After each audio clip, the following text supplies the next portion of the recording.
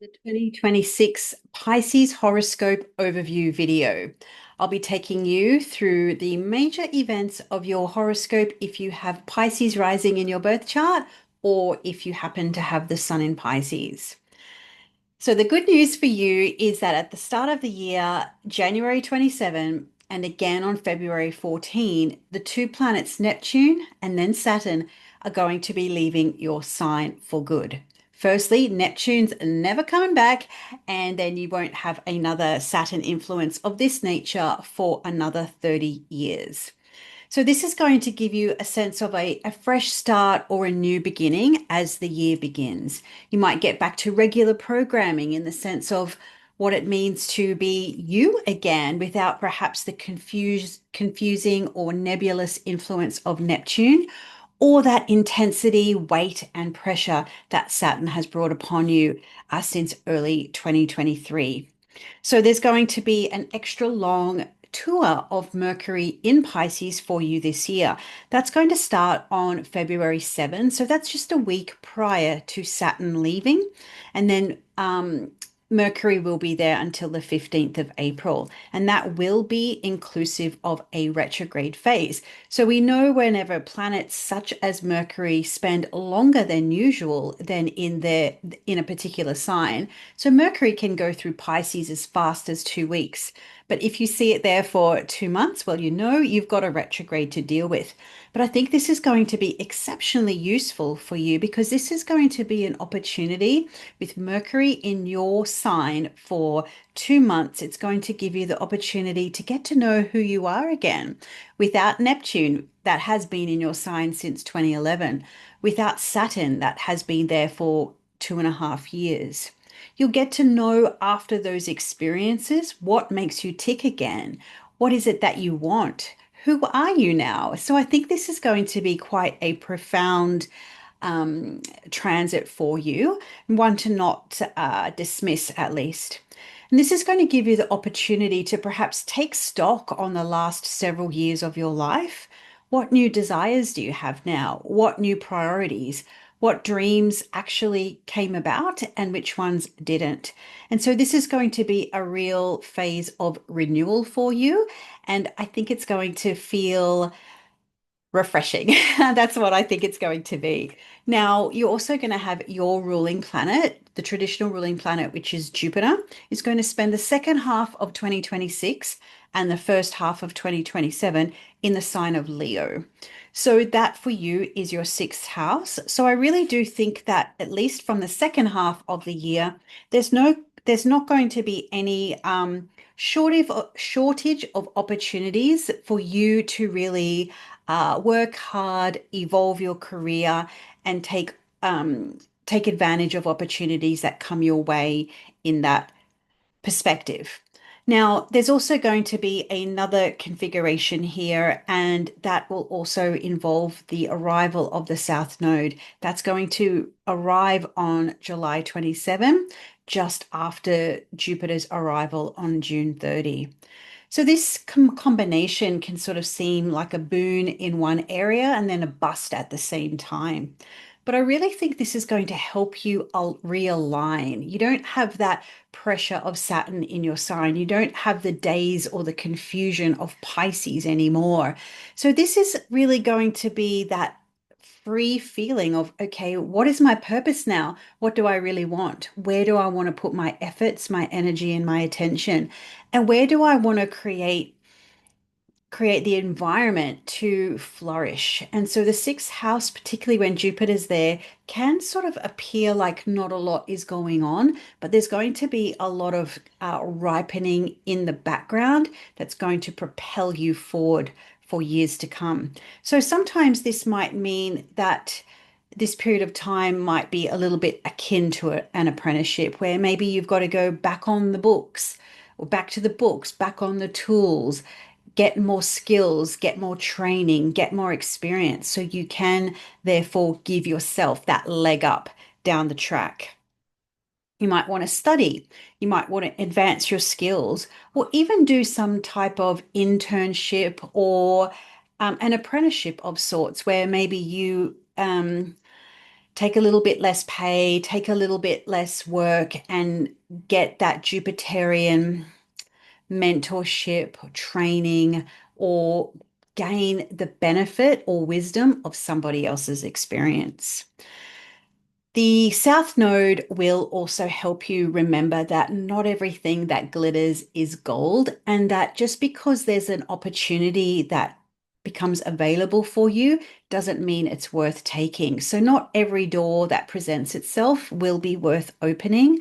And so, while Jupiter says, yeah, do all the things, take all the opportunities, the South Node's going to help you really refine, be discerning, and figure out, well, I could take this opportunity, but will this get me to where I'm going?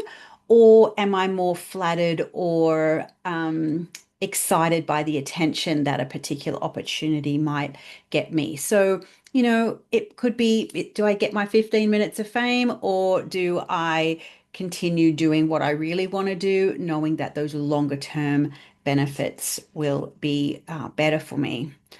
It also could mean that maybe you're tired of the hustle and now that Saturn's no longer grinding its axe upon you. Maybe you want to let go of the hustle and try and get a little bit more balance around work, around life, and those types of scenarios. Where Jupiter in Leo is, it can also help you remember that quality really counts. Jupiter in Leo is not adverse to luxury, the finer things in life. So when it comes to things like your diet, your lifestyle, that work-life balance, as well as your daily routines and rituals, you might decide to overhaul your life in that area. Better quality food. Maybe it's better quality um, living situations. Maybe you want to diet, exercise, take supplements, seek avenues that also support your health and your wellness. August 13 will see a solar eclipse in this area of your life. So this is a full moon. Sorry, it's a new moon. It's a new moon with the South Node. And so this might bring some clarity or awareness around what would be worth saying yes to and what is definitely worth saying no to. And then trust in your heart. And that will guide you. So, this new moon will bring new beginnings as a new moon does, but it also will be simultaneous with endings because it is connected to the South Node. Now, cash, that's going to change. So, why the good news is that you do have Saturn and Neptune no longer in your first house. It will be slipping into your second. So, some of the similar themes and the energies that you've been dealing with at a personal level will now slip into your cash flow. So, you can expect that 2026 is going to start a 14-year cycle and a 2-year cycle simultaneously in your cash flow zone. So Neptune will settle there for 14 years and Saturn for 2. So this is going to put your financial dreams in focus. What could you manifest during this period of time? I think we all have certain financial dreams and desires, but Saturn's really going to, make you be accountable to those dreams and what it is that you really want to do. So it might be about dreaming, imagining, creating, but a wing and a prayer is not enough. We need some hard work, we need some discipline, we need some focus, and we need a plan. So that way anything can actually be possible. So, what Saturn will essentially do is create a new 30-year foundation for your financial life. So, if you're 20, where do you want to be when you're 50? Maybe you're 40. Where do you want to be for, the bulk of the rest of your life? Will you have enough? What do you need to do? Those kind of things. And that can sometimes seem a little daunting to think about, but that is essentially Saturn's role. So you might have to take on more financial responsibility than you currently are. So this is a pretty good thing, really, because if it was Neptune just coming in solo without Saturn, that could be a little bit more vague, tricky, confusing, but Saturn's going to help you run a tighter ship from the get-go. So you might have to figure out, okay, well, what do I need to be more secure, Saturn, in my financial life? Whether that's in just your personal finances, maybe what you feel like you need to do to be more secure in, changing environments depending on where you're located on the planet. Now, Saturn in the second is usually a short-term pain for long-term gain. So think about it. Can you run a tight ship in your life for 2 years? Can you really minimize your expenditure and kind of, run on a shoestring, so to speak? But it would also be important to leave some wriggle room in your budget so you don't go and blow it, So if, for example, if going out for dinner is just the thing that you love to do, put that in the budget. Don't forget about that and deny yourself of the things that are good, that will inspire you and help you keep a dream alive. So, again, it's about keeping your financial dreams for the future in the front and center. It's not just, slashing expenses and living like a pauper in order to achieve the outcome. I mean, that's always an option, but it's not very pleasant. So, couple of years, this might be an opportunity. Spend a couple of years to really think about where you would like to be positioned 2 years from now when Saturn exits your second house of cash. And maybe this is an opportunity to prove to yourself that you can really make your financial dreams come true. So, home life. This is certainly another area of your birth chart that is definitely changing in 2026. You did get a taste of that though, however, between July and November of 2025. So you might have noticed in those months that home life was a bit in flux. There was some change, a little bit of turbulence, possibly some chaos too. And that's because Uranus arrived in the sign of Gemini for the first time in 84 years. It went back into Taurus for a little bit, but by the time we reach April 26th of 2026, it will be in Gemini and in your home zone for approximately 7 years. So again, a longer term cycle. So you are going to have to start in 2026 becoming more open, more flexible, more curious, more available for maybe alternative or unique or a little bit outside of the norm when it comes to your family life, your living situations, or the way that you live. I've seen this show up in many ways, shapes, and forms. I've seen people save a whole bunch of money because they do house sitting gigs and looking after pets. I've seen people save a bunch of money because maybe they decide to alternate their living situations and, rent out rooms to people and, you know, cover a lot of their living expenses that way. It is endless, the options that are available to you when it comes to having flexible or adaptable or unique living situations. When Uranus comes along, it's usually a cycle of experimentation. It doesn't necessarily mean you just do one thing and it works. You might have to go through a process of trying many different things, trying on a lot of different things and seeing what fits. It will depend on the situation that you are beginning with. So if your family has already been in a state of chaos, Uranus might surprisingly bring stability. So, freedom and authenticity is going to be important when it comes to Uranus. So, if you're single, that's probably a little bit of an easier decision to make. If you're married, if you have children, if you have both, well, obviously you're going to have to factor in the needs and the desires and the changing needs of family. So if you've got little kids now, well, maybe you're going to have to make some decisions and choices that don't just serve your family now, but will serve them even as those kids grow older.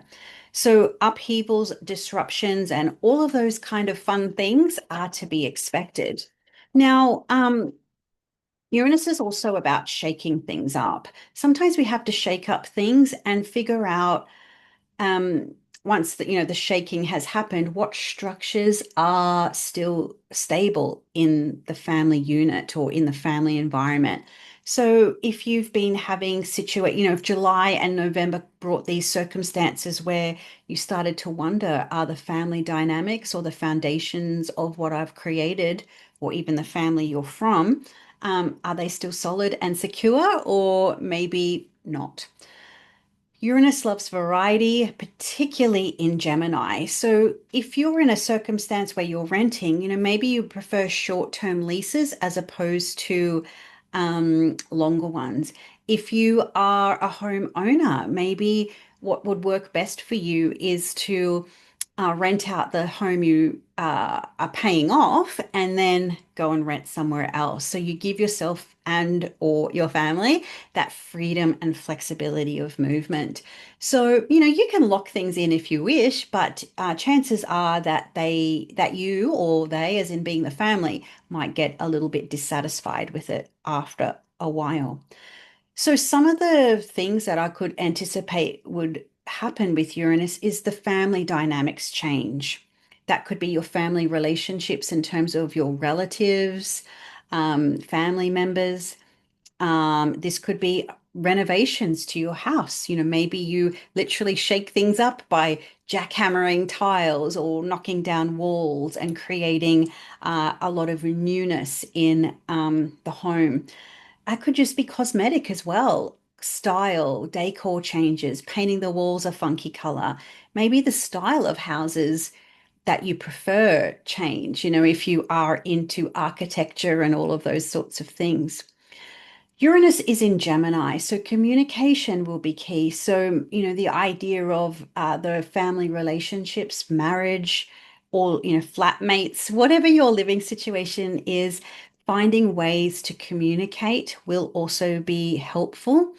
And I think that there could be some movement or change around family, especially if they are estranged, or you're the estranged one, the black sheep, etc. Uranus can often represent the outsider or the person who doesn't fit in. So if you're that person in in your family, people might be reaching out to you, you might be reaching out to them, or converse if you've got a family member that's run off the rails or estranged, they might come back into the fold. Mars will push through this space for you between June 30 and August 12. This is going to be pushing for progress with the life you want, the home you want, and the family relationships and dynamics that you want. Relationships are also a big part of the scenario this year. And this is because you're going to have a lunar eclipse, and the only eclipse you're going to have in your relationship sector in 2026. It's going to be, when I say lunar eclipse, that's the full moon, and it's going to be in Virgo, March 3, and attached to the South Node. In some ways, this feels like it could really bring in some karmic or soulmate energy into your life. It will have either a professional partner, personal, or both. With the South Node, it's going to have a cleansing, a purifying type of energy. And the full moon will spotlight the relationship. And full moons tend to bring a little bit of drama, a little bit of emotion. So, what can happen with this is that uh, past patterns, baggage, emotional patterns with people, with yourself, with the relationship you're in gets spotlighted. And the South Node's just going to give you that opportunity to cleanse and to let it go. Maybe it could be the realization you've been too critical on someone, or you've been too critical in a particular relationship, seeing everything that's wrong rather than seeing everything that's right. So, the full moon will bring a new clarity. And as that starts to emerge, you can let go of what's no longer helpful for the future moving forward. And in some instances, it also might be the realization that a particular relationship is at the end of the road. So as I said, it's the only eclipse. So it will spotlight relationships, and I would say where you can analyze and observe a situation, try not to be overly critical or judgmental of it. The time between July 10 and August 7 sees Venus in your seventh house of relationships and in the sign of Virgo. So that'll be a nice time to plan for additional romance, togetherness, connection, and if you're single, could bring someone new into the sphere. Now, happiness is a key part of life, especially in the first half. That's because your traditional ruling planet, which is Jupiter, will push through the rest of Cancer. That is a journey that began June of 2025 and will stay there until June 30 of 2026. Devote as much time as you can to happiness, joy, pleasure, having fun. Jupiter only comes into Cancer and your fifth house only every 12 years, so more than once a decade. So, this is your time until the end of June to create some happy memories. It might mean you have to put other obligations to one side and focus on the good things. So, with Saturn no longer in Pisces by February 14, it might be actually a little easier for you to, throw a little caution to the wind and spend time, energy, resources on the good life, the good things, and the people that actually make you happy. So, you can maximize Jupiter's blessings by making happiness, joy, fun, creativity, and romantic situations a pleasure in your life. So, it will only be there till half the year, till the end of the first half. And what I really like about the way the sky is working for you in 2026 is that Jupiter will leave on June 30. Mercury will arrive on June 1 and June 30 it will station retrograde. So essentially what happens here is Jupiter exits, Mercury begins the retrograde. It's already been in Cancer for about a month at this stage, and then it will retrograde from June 30 to August 10. Actually, sorry, no, it will that's when it leaves Cancer. It will June 30 to July 24, excuse me, is the retrograde period. So Jupiter made it easy to have fun, easy to go out, easy to expand upon hobbies, creative outlets, sport, eating out, seeing movies, going to concerts, playing sport, whatever the case may be, whatever it is that you like to do when the bills are paid and the jobs are done, Jupiter's made that easy. It's gone now. It won't come back for 12 years. Now Mercury's retrograde. So it's going to give you a bit of time to, okay, well, let's have a look at the last 12 months and what was good, what was not so great, what did I really enjoy, what would I like less of, what would I like more of. Mercury retrograde, especially, will do those things, will help you do those things, but it can also be an opportunity to not take for granted the good times that you had with Jupiter. So, whether it's whatever your fun things entail, can you put them in your calendar? Put them in the diary, make arrangements, book the tickets, do the thing that you need to do. So good times just don't happen, you plan for them. I don't know about you, but as you get older, you really have to do that. Or else we all have those situations where we say, oh, be good to catch up, we'll have a drink, we'll have a coffee. It never does. So with Mercury retrograde, it might actually help you plan out the year a little bit more so you can keep those good times rolling with Jupiter in Cancer. Of course, while Mercury is retrograde, you'll experience perhaps some of the mishaps, the confusion, the delays, and general snafus around the logistics of things. But at least I find that if something is in the calendar, it's easier to shuffle it around than find a fresh new spot for it. So don't take fun for granted just because Jupiter's leaving mid-year. Now, you're going to have a few opportunities to really consider what does a meaningful life mean for you, particularly between the 30th of September and the 6th of December. And that's again another Mercury retrograde phase. For the water sign risings in 2026, Mercury retrogrades through a lot of our personal houses as well as the houses of meaning and purpose. So When we're talking about the ninth house and the sign Scorpio for you, it is about holidays, it's about travel, it's about adventure. Maybe it's about study. So Mercury retrograde is probably going to help you or figure out where do I need to broaden my horizons a little more. That's what the ninth house is about, broadening your horizons. With Mercury retrograde in Scorpio, it's not just about broadening them, it's about deepening them. So if holidays are on the agenda, it might be rather like, say, for example, you want to travel somewhere nice, and it's not just about going to the tourist traps and those sorts of things. Maybe you want to explore some of the hidden parts of a particular area or a country. Maybe you want to visit the unpopular places or the less popular places.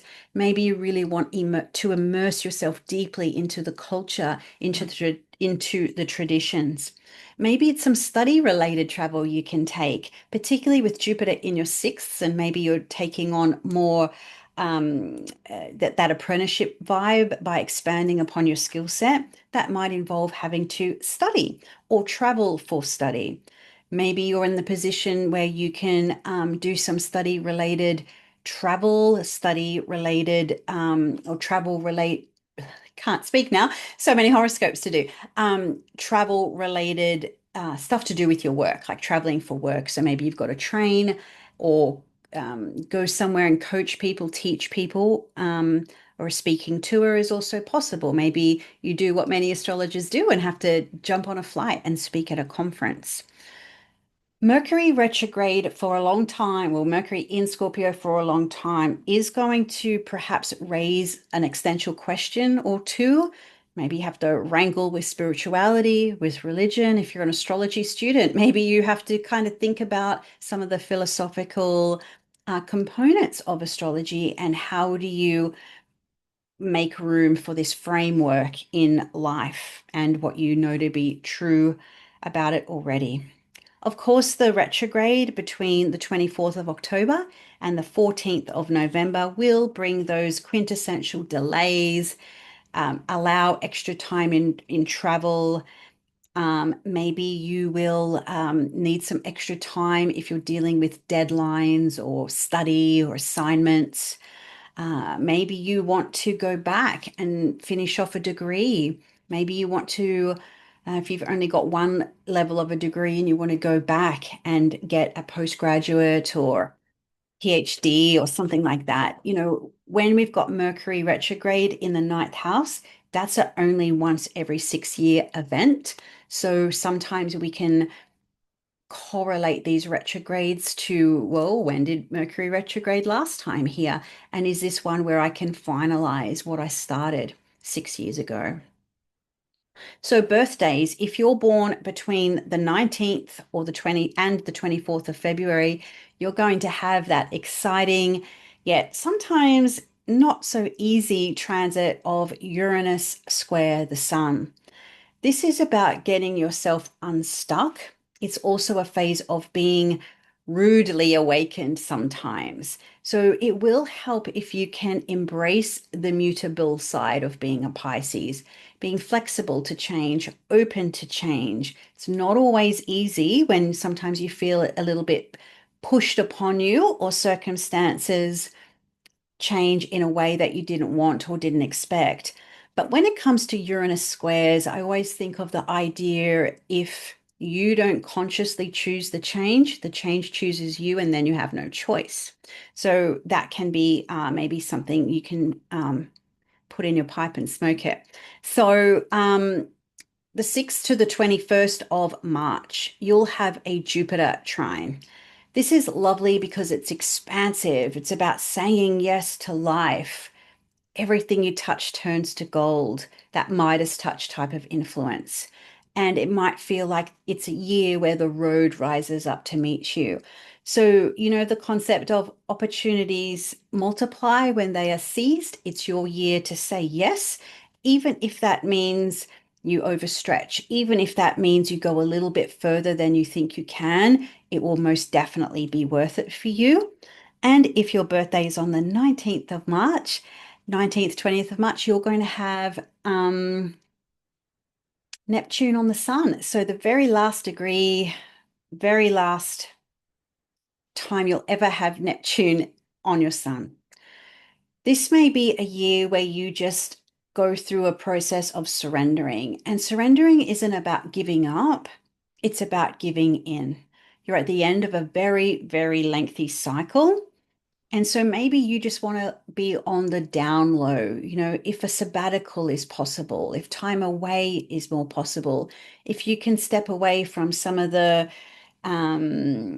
expectations of life, if you're in a position where you can do that, try and do that. Whether that means you can float along in life in whichever way is appropriate. So that might mean, if you're a retired person, I could imagine it would be amazing to just get in the car and drive. I know when I was in the US, I saw a lot of people doing that. The RV scene was huge there. So if you can do something like that, maybe you're just going to need to spend more time by the water.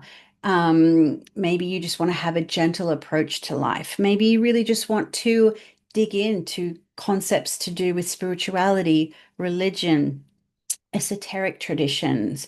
What does faith, meaning, and purpose? So if you can actively embrace healthy manifestations of escapism, it will be a much easier year for you. Now, I hope you found this video helpful, useful, as well as inspiring as well.